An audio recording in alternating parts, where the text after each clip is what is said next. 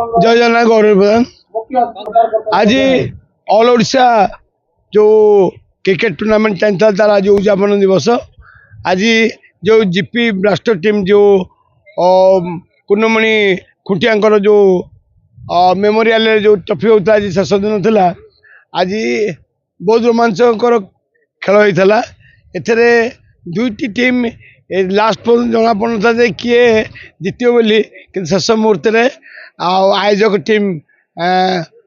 हारी जाते एवं जी भुवनेश्वर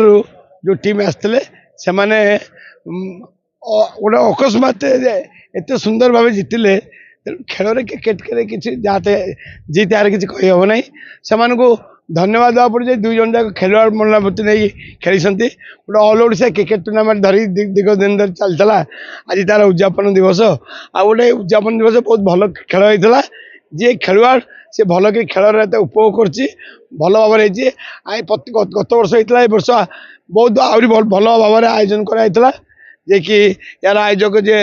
जीपी ब्लास्टर टीम जे कि यार मुख्य स्पॉन्सर जे होटल गोल्डन पैलेस ओनर आमर माधव खुंटिया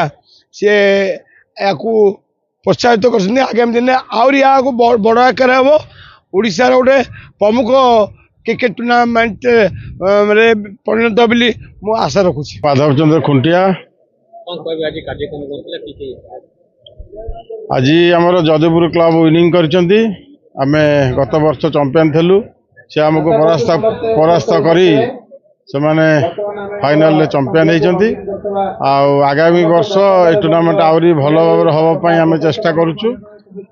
आज मुख्य अतिथि गौरहरि प्रधान आम ग्रहण थिबारु मु तांको क्लब तरफ बहुत बहुत धन्यवाद दउची